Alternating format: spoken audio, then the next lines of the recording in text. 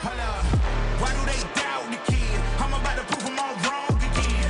I got a low tolerance, cause they don't even know what the problem is. It's me. You waiting on the boy to fail, to hold your breath and face your death. Cause you play a roulette with each step I progress, no less. Go ahead and place your bets. Cause we know who we at, we know we top tier. Cause all the hate that you bring, we know it stops here. I'm taking off like a rocket here and stopping here. It's strange how they cannot see the future but see profit here. Wait up, we gon' always win. Tell 'em I can't take no loss. My team hold no L's, no. Aiming for the top, can't make it by myself.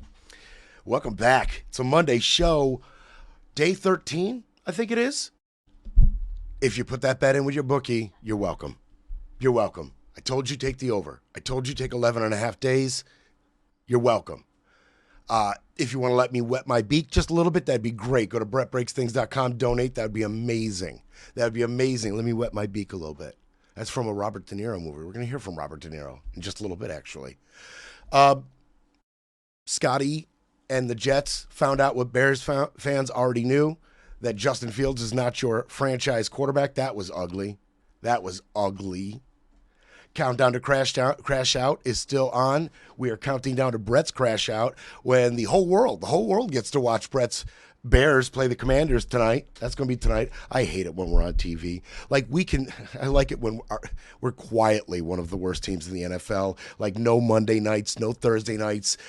You know what I mean? Just Sunday, 1 o'clock when nobody's looking. Do our losing. Now, we're going to be in the spotlight tonight. We're going to be in the spotlight tonight, so I'll count down to crash out. We're going to win. I'm so confident. So today's the day we do this show. What is this show? Rod, you've been waiting for this show. Hi, Mom. Hi, Rod. Rod, you've been waiting for this show. We're doing it today. We're opening with it today. I'm going to read you the call to action from No Kings. The No Kings organization, the organization that puts together the No Kings rallies and protests. No Kings. It's not a surprise that Donald Trump governs like an authoritarian. After all, during the campaign, he promised to be a dictator on day one. He did. We don't talk about that enough.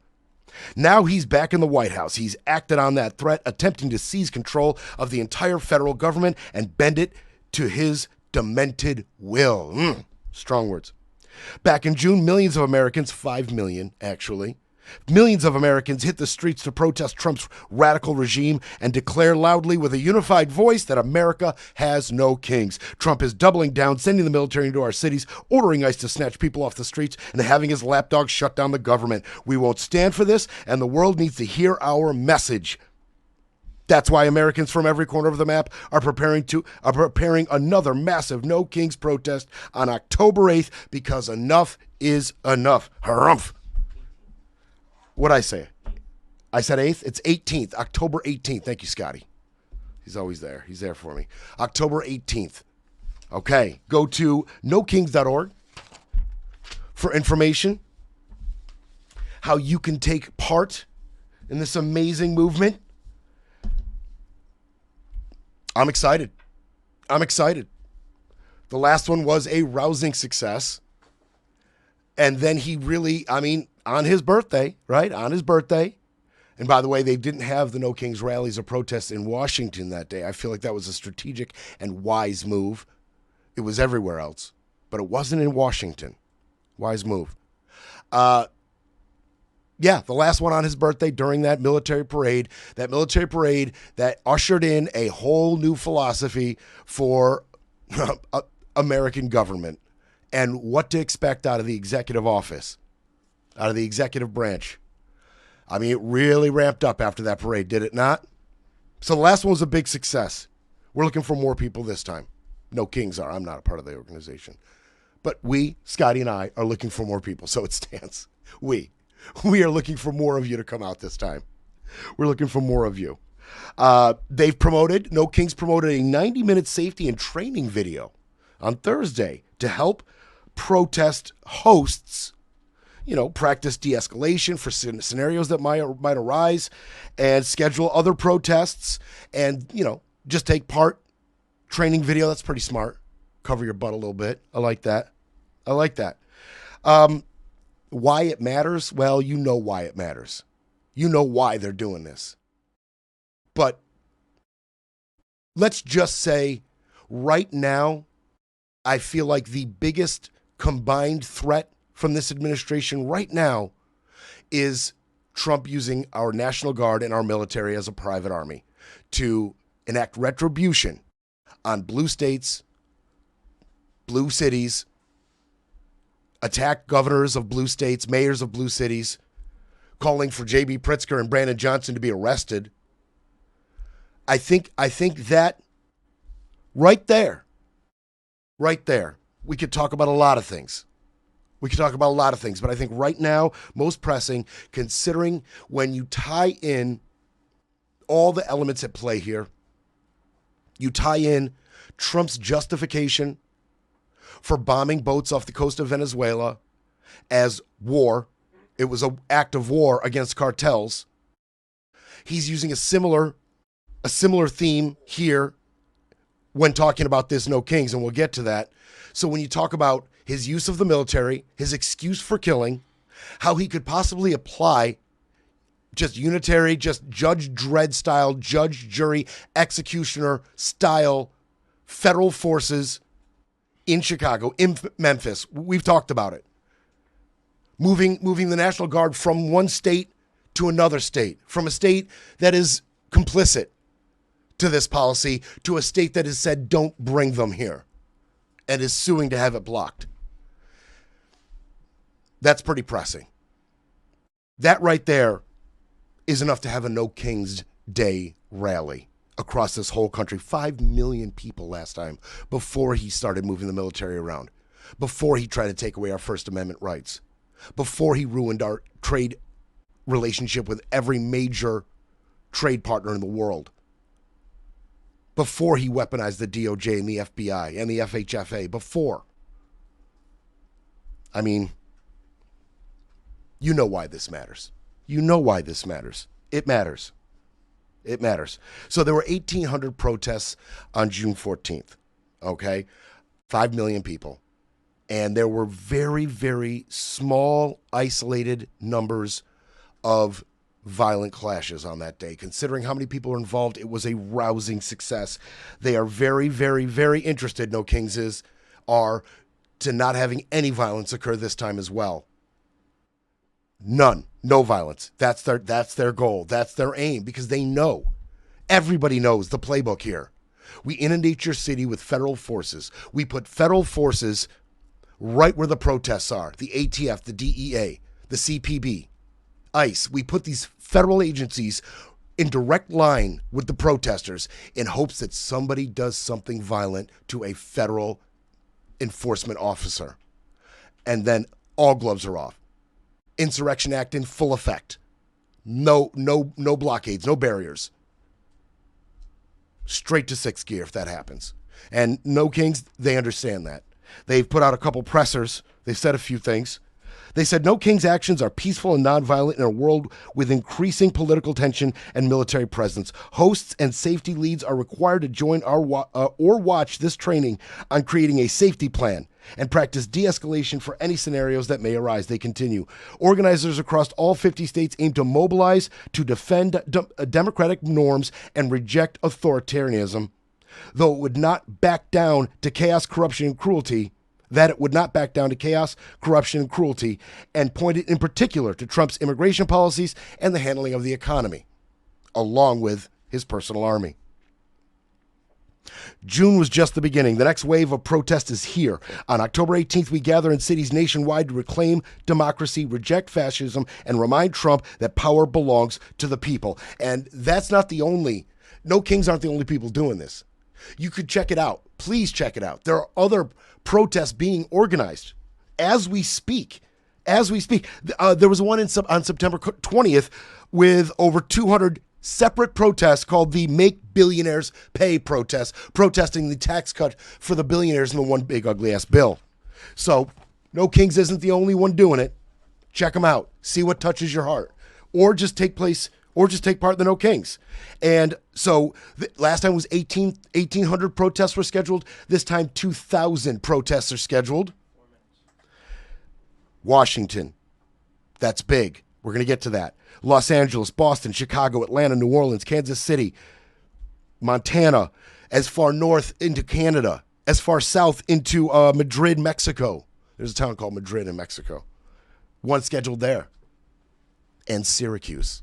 Roderick and my Aunt Sandy are going to be at the No Kings protest in Syracuse. I am so proud of them. The pictures last time filled my heart with pride. So just really excited about it. I'll get some pictures from Rod. Then we'll see if we can get his expressed written consent to show those pictures. We'll see how that goes. We'll see how that goes. But I'd love to hear from people about this. And, you know, Rod, we're proud of you, bub. We're proud of you. We're proud of you. Now, Washington. The last time, they encouraged people to go to other nearby protests. Philly, right? Some in Virginia, some elsewhere in Maryland. But they did not hold one in Washington. That was probably a good move, probably a smart move. Now, this time, they're not doing that. There's no military parade scheduled that day through the streets of Washington with drones that don't work. This time, in Washington, there will be a protest right in front of the U.S. Capitol. And it is expected to be one of the largest in the country. Thousands upon thousands of people are expected to come to that one. And the American Federation of Government Employees, yeah, because we're going to get to that as well, because the layoffs have begun. And AFGE, the American Foundation of Government Employees, is saying, federal employees, you need to get out here. You need to get out here and you need to be a part of this. They understand the importance. They understand what Trump is doing to the people that they serve, whose interests they serve, the federal workers. It's not lost on anybody who's getting hurt right now. It's not lost on anybody, especially them. Quote, the protest movement has taken on new urgency with the government shutdown that began October 1st. Shutting down the government is another authoritarian power grab by this administration, which has threatened to lay off mass numbers of furloughed federal workers as part of an ongoing quest to gut federal programs and services the administration finds objectionable. They represent 900 unions and 820,000 workers. Don't forget 750,000 were furloughed. And we're going to get into the ones that have now been fired. Remember RIFs? We talked about that. They're happening. They're going through with their promises. It's happening. And the AFGE understands the importance of having federal workers present at the protests to stand with the American people. All right? Now, there are people who have other opinions of the No King's Day parades and protests. Who do you think those people are? If you were to guess who would come out and vocally, obviously, on multiple platforms, be against something like the No King's rallies, the No King's protests. Yeah, well, if you said Mike Johnson or Trump, ding, ding, ding, you win absolutely nothing, but you are absolutely correct. You are absolutely correct. We're going to hear from Mike Johnson. Let's hear what Mike Johnson has to say about the No King's Day parades. I'll turn it back over to the leader. We take some questions, but we've heard, and many of you have reported already, this Hate America rally that they have coming up for October 18th. The Antifa crowd and the pro-Hamas crowd and the Marxists, they're all going to gather on the mall. We got some House Democrats selling T-shirts for this event. It is an outrageous gathering for outrageous purposes, but the Democrats in the Senate have shown that they're afraid of that crowd, that they don't want to bow, that they want to bow to them, bow the knee to them, and they don't want to take incoming from them. And so they're willing to hold the American people hostage so that they don't have to face an angry mob that's a big chunk of their base. Now, if that's a rumor, they need to come out and clarify that it's not, but that is what we are hearing is their actual motivation, and it is outrageous. All this has got to come to an end. If that's a rumor that I just started right here in front of this camera, well, they should address it. And that rumor being what he's saying if the Democrats end the shutdown now, well, they're going to have to answer to angry left-wing radicals who want the government shut down during those protests, during No King's Day. The Dems are scared of going in front of the No King's protesters to tell them that they've shut down the government because the No King protesters are radicalized leftist Antifa whose interests are hurting Americans, and therefore they love the shutdown. I mean, you want to talk about double-jointed gymnast, Mike Johnson, the contortionist, Mike Johnson, the mental gymnastics you have to go through to track that. Go ahead, Jim Bob. I dare you to go to the water cooler with that. I dare you to get that straight.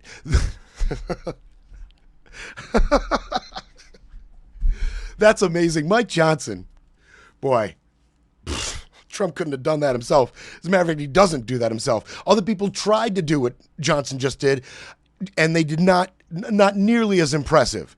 That's a gold medal performance out of Mike Johnson. Where did the silver medal and did not place come in? Let's hear from Scott Bessent. If in fact they are waiting for this No Kings protest, no kings means no paychecks. No paychecks and no government. What? And Maria, I think the dirty secret here for why this has dragged on for so long is the Democratic friends in the mainstream media have been downplaying this shutdown. And this is getting serious. It's starting to affect the real economy. It's starting to affect people's lives. Oh, wait a second, Scotty. I think I get it. Johnson's approach is no good. Right? Because it is too convoluted.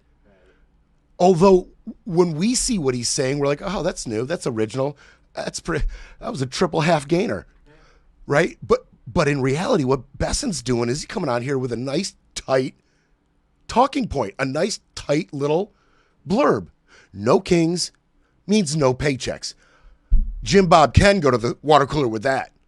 No problem. Jim Bob can definitely get his mind wrapped around that. Doesn't need any facts. Reality doesn't have to play into this. None of it can be completely nonsensical. None of that matters. No kings equals no paycheck. Head off to the water cooler, Jim Bob. Armed with that little nugget. I apologize, Scott Bessent. You did a much better job than I thought you did. What'd Bobby De Niro have to say about Mike Johnson's comments? He said, the American Revolution was the original No Kings rally. And he said, we've had 2.5 centuries of democracy since then. Often challenging, sometimes messy, always essential. And he went on, and we fought in 2 world wars to preserve it. Now we have a would-be king who wants to take it all away. King Donald the First. Bleep that. I wanted to call him Bobby D, but there's another Bobby D that was even in one of the Godfather films, in the same Godfather film, Bobby Duvall. I can't call Bobby De Niro Bobby D because Bobby Duvall was there too.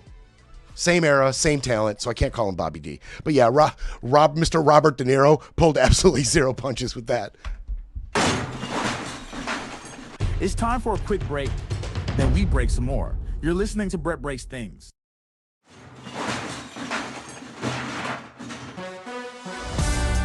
You're back with Brett Breaks Things, because democracy doesn't defend itself.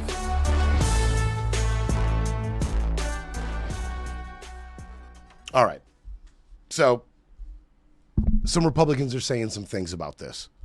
Now, in June, Trump, he said that anyone who dared to protest a military parade he was excited about would be met with very heavy force, which is why I feel like it was very wise for them not to schedule one there.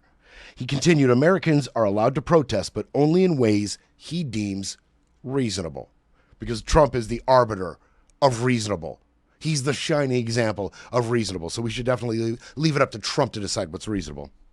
And at the time, a conservative reporter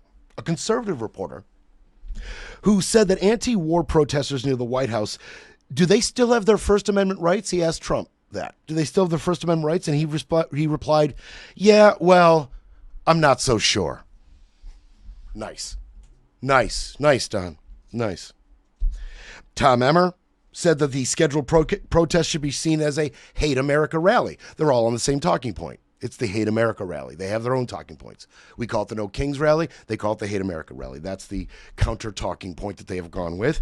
He said that the gathering is being championed by the terrorist wing of the Democratic Party. Roger Marshall of Kansas said he told Newsmax, of course, the soon to be state-run media. He told Newsmax that the progressive event will feature agitators, whom he doubts will remain peaceful, and he wanted the National Guard troops to be in place for the protest in Washington. Trump is also, by the way, he has deemed that Antifa is a terrorist group. Here's the problem with that. Big problem. Antifa isn't a group at all. Antifa is an ideal.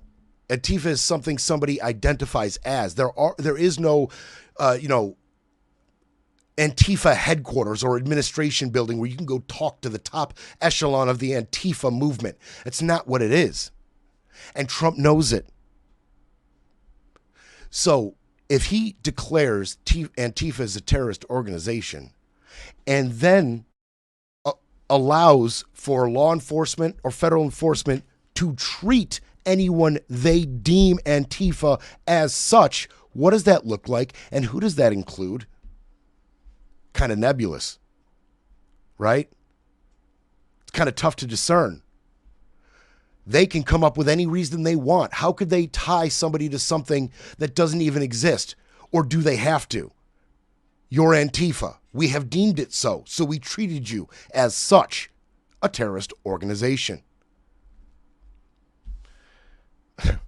That goes right along with his war on the cartels and anybody involved in the cartels being a non-state combatant. We'll treat you as such. If we decide we are at war with you, if we decide you are a part of this cartel in any way, well, you're an enemy combatant and we'll kill you.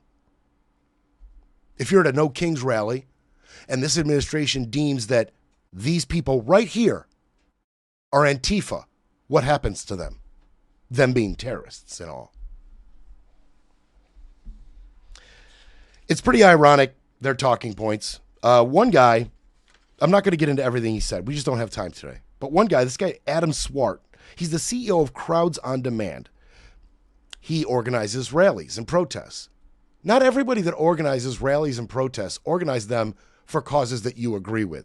See, this guy, he showed up on Fox. He's out here telling you this is a sham. It's definitely going to flop. And even if it doesn't flop, it's going to be an opportunity for chaos. Agitators. I know. I'm in the business. He's telling Fox News. It's going to be a dud, and there's going to be agitators there. People who are funded by left-wing radical groups are going to come in and agitate. I find a lot of what he said ironic, hypocritical. Not surprised to be reading it on Fox.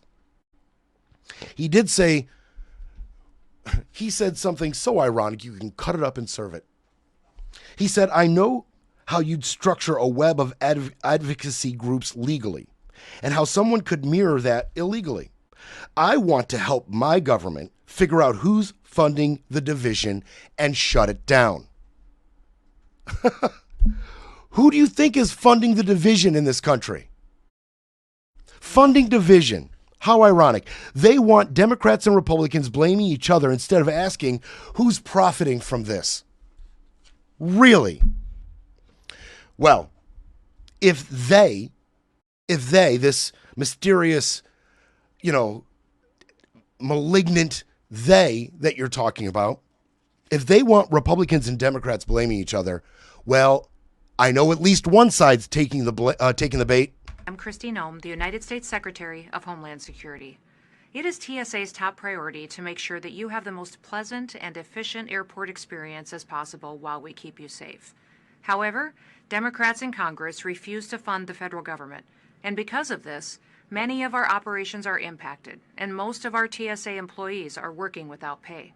We will continue to do all that we can to avoid delays that will impact your travel. And our hope is that Democrats will soon recognize the importance of opening the government. That's right. So if you are delayed in line at TSA because of the sick outs we talked about last week, right? Not enough staff because they're not getting paid. So if you're waiting in line for 2-3 hours at TSA, you've got that to enjoy. All across America. You've got that to enjoy. I guess they're taking the bait, Adam. Was that your name? Adam. I guess they took the bait because they're blaming Democrats. If they want us blaming each other, well, the Republicans are blaming the Democrats, period. And they're putting it on loop at our airports across America. And you might be saying, some of you who are a little more familiar with the law, you might be saying, Brett, that feels like a violation of the Hatch Act. You'd be absolutely right to be asking that question. You would be 100% right to be asking that question. None of these people in the administration are allowed to be talking politics while on the clock. Basically. The Hatch Act is after Senator Carl Hatch, who introduced it. And the real name of the Hatch Act is an act to prevent pernicious political activities. She violated it. That was a pernicious political activity. No doubt. That video is on super shaky ground when it comes to the Hatch Act. The Hatch Act prohibits engaging in political activity while on duty on federal property, while wearing a uniform or official insignia, or in a government vehicle. The Hatch Act. Well, I'm here to tell you, the Hatch Act is a bit of a joke. Sorry, I know this, and that's why when I rolled off all of those violations, all of the impeachable offenses the president may have committed with that personal message to Pam Bondi. Remember that list, that long list? United States Code this and that? And then I mentioned the Hatch Act and moved on. The Hatch Act is a joke. It's a bit of a joke. During Trump's first term, Kellyanne Conway, she violated the Hatch Act a number of times with her Fox News hits and, press gaggles while in the administration, politicizing the hell out of it. And nothing came from it. And I mean, nothing came from it. She even defied a House subpoena to answer for it. She just defied it, didn't show up. Nothing came from it. Nobody did anything. The official counsel under Biden, the Office of Special Counsel, who is in charge of this, okay? We're talking about the Office of Special Counsel. They're the ones who say you violated this, right? They're the ones who said Kellyanne Conway violated it. They said that 11 of Trump's aides during his re-election campaign violated it. Nothing came from it. Not even a subpoena from that. Okay? Nothing comes from it. But speaking of the Office of Special Counsel specifically, this time, there used to be a guy named Hampton Dillinger working at the head of the Office of the Special Counsel. One of the first things Trump did when he came in, he fired him. And Dillinger challenged it and then dropped it. He said, you know what, the Supreme Court, I see where this is going. I see the other firings. I'm out of here. He challenged it, but then he just walked away. In comes Paul Ingrassia. He's a 30-year-old Trump supporter who passed the bar just last year. He's an online writer and personality, and Trump has pointed to and quoted this guy so much that he calls himself Trump's favorite writer. And some of his writings include conspiracies about 9/11 and other bat crap crazy stuff that Trump eats up. Ridiculous. You think he's going to do anything about this? You think he's going to go after Kristi Noem for this? This guy? Oh, and by the way, this guy, Paul Ingrassia, in July, he had a little meeting, right? People in their department got together in Orlando, nice hotel in Orlando. A couple of his colleagues, including one particular female colleague. When they got to the front desk, the female colleague was told, hey, your room was canceled. Very strange. And Paul said, oh, that's okay. I took care of it. You're staying with me. And she was like, what? Ladies, I just want you to put yourself in this young woman's shoes for a second. You get to a conference with your boss and his colleagues. You think you have a room by yourself. When you get there at check-in, no, your room's canceled. You're staying with him. You're staying with the boss. Now, 3 officials, and anonymous, of course, they always are, said, oh yeah, he canceled that. he canceled her room. 3 people close to the situation said he canceled her room and rescheduled it for her to be with him. Now, she's saying nothing happened when we got there. Separate beds and all. But there was an investigation. Ingracia's lawyer said he didn't cancel that. That's what his lawyer said. Regardless, they opened an investigation. It turns out she filed a complaint against him with HR and then 2 days later withdrew it. What do you think she cited was the reasons for withdrawing the complaint? Retribution and intimidation. And nothing's going to become of it. Ingracia, his lawyer, Mr. Andrew Paltzik, said Mr. Ingracia has never harassed any coworkers, females or otherwise, sexually or otherwise in connection with any employment. He acknowledged that Ingracia and the woman shared the hotel room, but said that Ingracia didn't have her hotel reservation canceled and that no party engaged in inappropriate behavior. So according to the woman, that part's true. That part's true. They didn't do anything. They didn't do anything. But so you think this guy, this Ingracia, this Trump boot kisser, Trump's favorite writer, who's now at the head of this department that oversees the Hatch Act, you think he's going to go after Kristi Noem? Nope. We're just going to have to listen to Kristi Noem on repeat if we're flying anywhere, and we inevitably get delayed.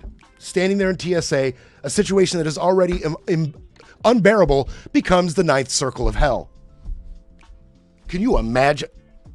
I'm sure many of you are going to imagine or have imagined. Some of you might have already seen it. The Hatch Act. That'd be nice. That'd be nice if somebody was held responsible for anything they do in this administration. She's saying the shutdown is the Democrats' fault. The Democrats' fault. That is the talking point. Let's talk about the shutdown a little bit when we come back. We'll be back to break it all down. You're listening to Brett Breaks Things.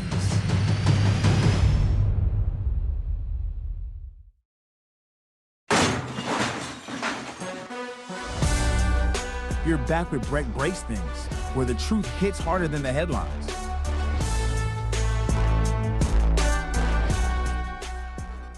Well, but in the meantime, there's also the not getting a paycheck problem. Where's the House of Representatives, Margaret? They're on vacation. The only way you can solve a shutdown is to have two parties that are in Washington negotiating. This is pretty simple. Republicans are boycotting negotiations. They're in the witness protection program all over the country, refusing to even show up for work. If they're serious about sitting down and reopening the government, they would be in Washington rather than spread out all over the country.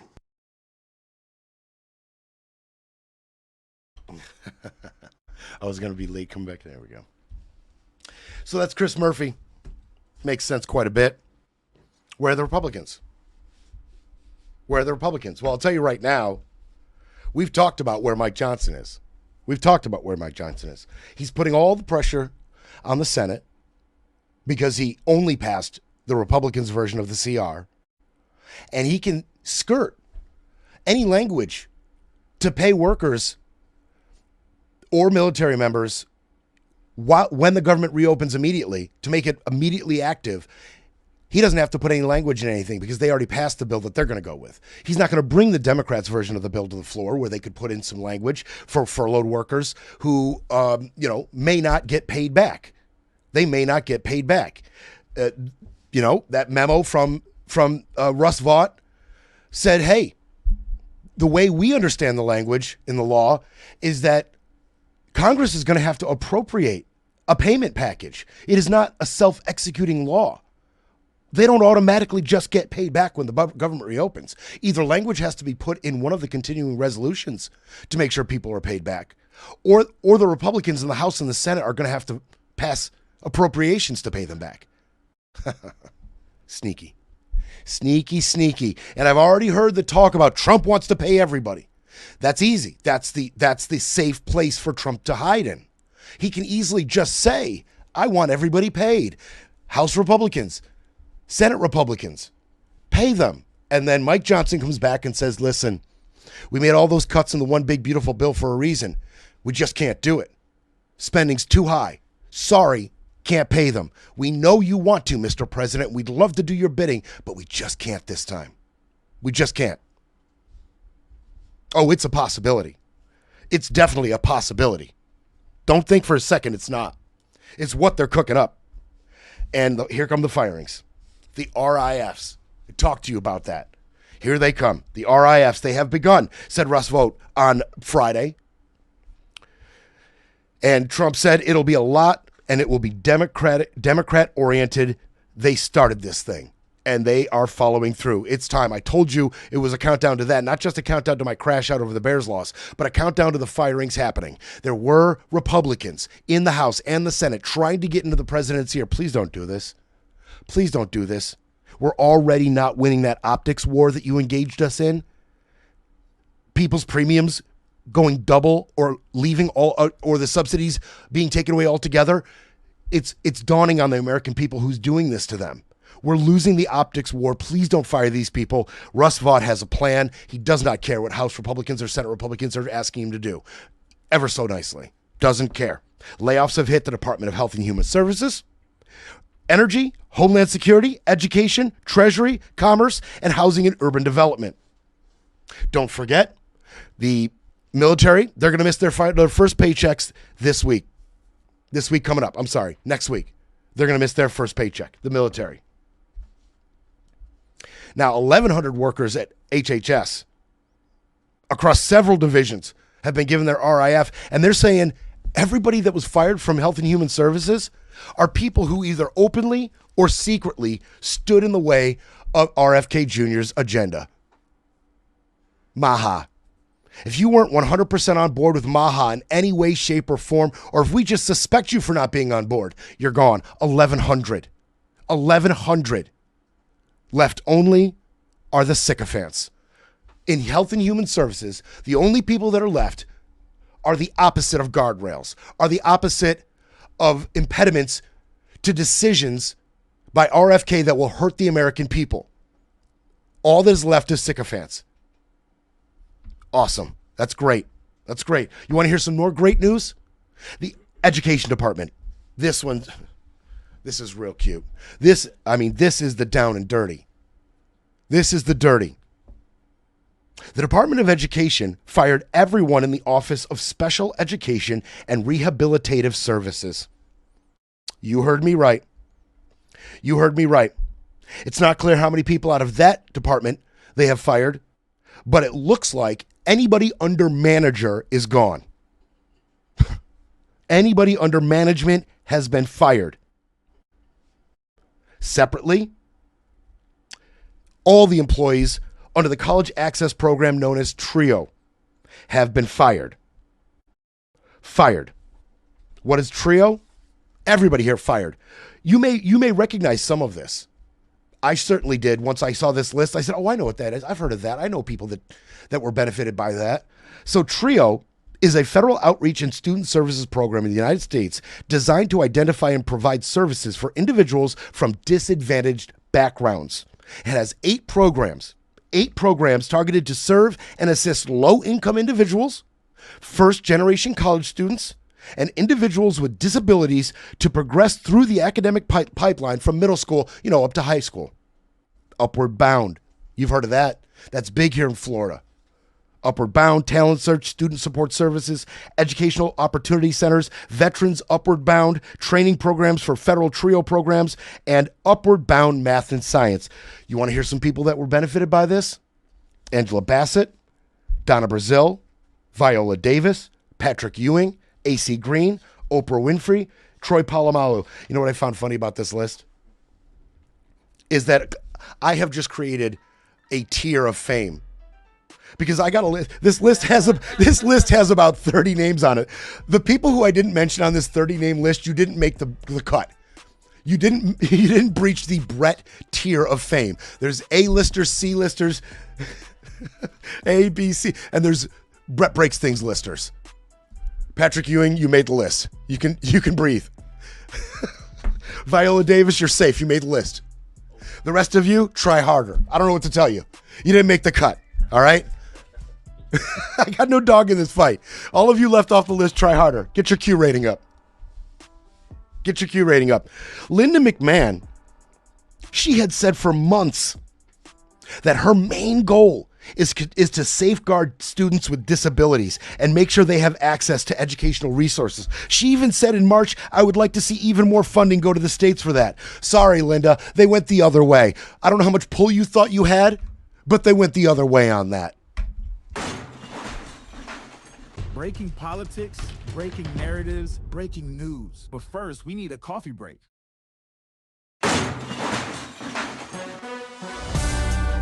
You're back with Brett Breaks Things, where the truth hits harder than the headlines.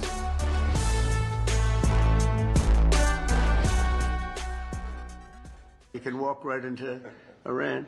The other countries are much further away, so probably it's not quite the same level of danger, but we are going to protect this country. It's a very special place with a special royal family, and the head of the royal family is two heads of the royal family, really, if you think. Great people, and they're going to be protected by the United States of America, and I think we're not going to have to do it because I believe very strongly in peace through strength. Now, we just gave out in the budget a $1 trillion budget, which is the biggest we've ever done. $1 trillion, never came close to a number like that. We'd be at 800. It would be at 800 billion. Would be at maybe 900, 910. We never got anywhere close to $1 trillion, but we're doing it. Let me try. 750 million, and then 900 billion. Not close to that. 650 billion. Why not 5 trillion? I can say numbers too. Can I be president? I can just say numbers. All right. So this guy's out here talking about this great relationship with Qatar that we have now all of a sudden. Never mind what he was saying about this country in 2017. In 2017, and we've got a clip. Somebody wanted to remind him, but he was talking about they fund terrorism, they fund terrorists, they fund terrorism.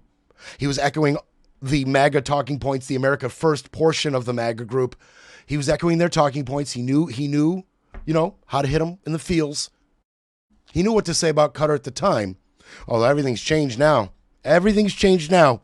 In May, he went and he visited them, came back with a $400 million jet that cost us, the American people, close to $1 billion in refitting, and to make sure these funders of terrorism did not put anything on the plane.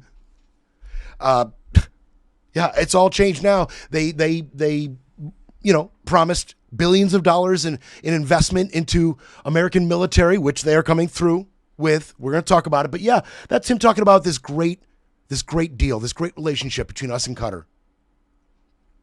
And the Article 5 agreement we have now entered ourselves into with Qatar. If anybody attacks Qatar, anybody, you attack the U.S. And of course, if anybody attacks the U.S., then they attack Qatar. Okay, fine. We'll take it.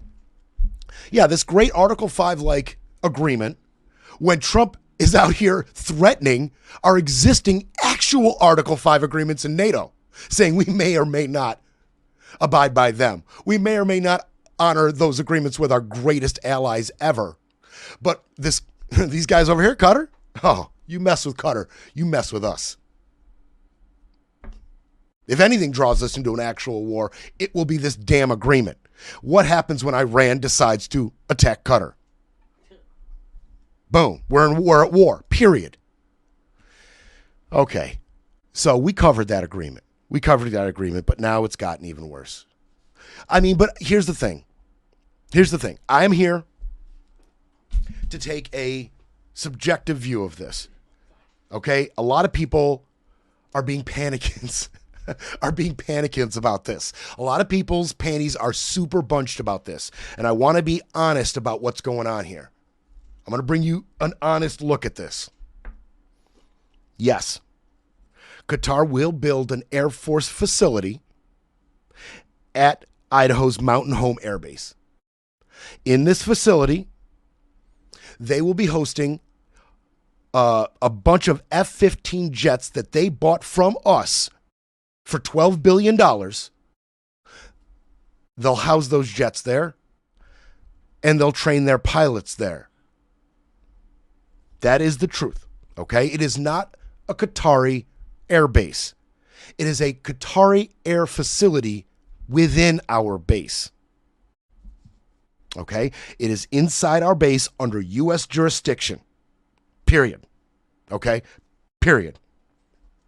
This deal for the jets, that was in the making during the Biden administration. Okay? And keep in mind, this Idaho's Mountain Home Air Base already hosts other countries' F-15s, pilots, dozens of countries, Singapore among others. Dozens of countries have jets they bought from us at that air base while we train their pilots, and they can train in maneuvers. However, Qatar is the first one to build their own facility. That's new. That's new. Even our closest U.S. allies over the years, obviously you know who I'm talking about, the UK, France, right? Italy, our closest allies, they do not have anything close to this facility in any of our bases. Not that Qatar now has. So, and the Pentagon itself is not really responding to comment. Usually one of those Pentagon spokespeople are willing to come out here and say some smarmy one-liner about the Department of War and da-da-da-da-da. Not this time. Not this time. But Hegseth had a few things to say. Some other people did as well. So yes. You want to hear Hegseth talk about it? No one other than President Trump could have achieved the peace that we believe will be a lasting peace in Gaza. And Qatar played a substantial role from the beginning, working with our folks to ensure that came about. So I want to thank you for that historic peace. We look forward to joining the president as that gets, it's already been delivered, but as that's formally signed as well. And I'm also proud that today we're signing a letter of acceptance to build a Qatari Emiri Air Force facility at the Mountain Home Air Base in Idaho. The location will be host a contingent of Qatari F-15s and pilots to enhance our combined training, increase lethality, interoperability. It's just another example of our partnership. And I hope you know, Your Excellency, that you can count on us. Awesome. We're going to increase Qatar's lethality. Great. That should definitely be on the top of the list of agendas out of this administration, to increase Qatar's lethality. That's a priority. He ran on that, right? Didn't he run on that? Didn't he campaign on that? He was out there in Wisconsin and Montana saying, and I'm going to increase Qatari lethality. I'll make them more lethal, quicker, bigly, more lethal. No, he did not run on that. That is that is an insane sentiment, to be perfectly honest with you, when you say it out loud. So now the Qatari are saying, look, we just got flat desert. We need this because we need to learn how to fly these. And it's 36 of them, by the way, they bought. 36 of those F-15s. We have limited space, limited terrain, limited environmental challenges, and we need to really train these pilots, so that's why we're doing it. And Ali Al-Ansari, the Qatar media attaché to the U.S., said, this will not be a Qatari airbase. Rather, Qatar has made an initial 10-year commitment to construction and maintain a dedicated facility within an existing U.S. airbase intended for advanced training and to enhance interoperability in defending and advancing our shared interests around the world. It represents a continued expression of the strong defense partnership between the Qatar and the United States, and the project will lead to wide-ranging benefits, including creation of hundreds of jobs for Americans during both the construction and maintenance phases. Okay, why is Ali Al-Ansari better at messaging than Pete Hegseth on this? Al-Ansari's out here talking about, hey, we're giving you jobs, baby, and we're going to help in defensive operability, interoperability, right? If Canada attacks you, we got you with our 36 F-15s. And we're going to give you jobs, Americans. Don't hate us, love us. Don't hate us, America, love us. They're trying to clean up their image a little bit, because there are some America First people pissed about this. And J.D. Vance is out here, boy, he's spinning the spin. He's doing the thing. What is the function of this Qatar facility? People are wondering, is this an air base? What is Qatar going to be developing in Idaho? Yeah, I saw some reporting about this, Maria. I actually talked to the Secretary of War, Pete Hegseth, this morning. This is largely a fake story. We continue to have with countries that we work with. We have relationships where, sometimes their pilots work on our bases, sometimes that we train together, sometimes we work together in other ways. The reporting that somehow there is going to be a Qatari base on United States soil, that's just not true. We are continuing to work with a number of our Arab friends to ensure that we are able to enforce this peace, but we're not going to let a foreign country have an actual base on American soil. So there's a bit of misreporting on that, as there often is, as you know, Maria. Well, if I'm MAGA right now, if I'm an America First MAGA right now, I'm awful damn confused. I'm awful confused. They are. Yeah, and they should be.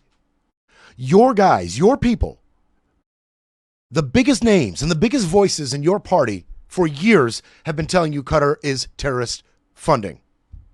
Laura Loomer warned that the U.S. is now training the funders of Hamas. She said before they are funding Hamas and Al-Qaeda, they are terrorists. She said that for years. Amy Malik, a right-wing commentator, conservative commentator, said Qatar has spent $100 billion buying U.S. influence, and it's paying off. I am in shock that Washington would approve a deal letting Qatar, Hamas's #1 financer, open a Qatari Air Force facility on U.S. soil. Ted Cruz was out here just a couple years ago saying not only is Qatar the funder of Hamas and Al-Qaeda, they're funding Antifa too. And you know who else was out here saying Qatar is funding terrorism? Your Donald Trump. Donald J. Trump was saying Qatar is funding Hamas and Al-Qaeda. They are terrorist funders. They're terrorists. That's what he said. That's what he said. I would be really confused if I was MAGA. If I was America First, I'd be super confused as to which version of my dear leader I'm supposed to believe. There was a reporter who was also confused and asked Donnie about his comments in 2017. They were very brave, and their leader, the Emir, was very, very brave. And Qatar should start getting some credit. And you have to understand, they lived in the middle of everything. So they can't just be like, you couldn't do it, I could, nobody could do it. Say what? Have they changed their behavior from 2017 when you accused them of funding terrorism? I don't know. In 2017, I didn't really know them very well. 2017, that was at the very beginning of my term.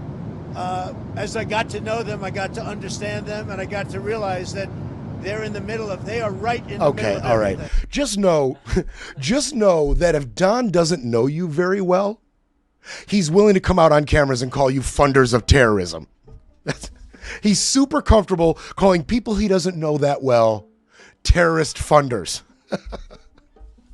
You want to know if I'm going to mention it? Fine. I'll mention it. Donnie worked a peace deal in Gaza. Donnie's going to go to the Summit for Peace in Egypt with a bunch of the biggest names in the Middle East. They're there right now. And they're going to hammer out the details.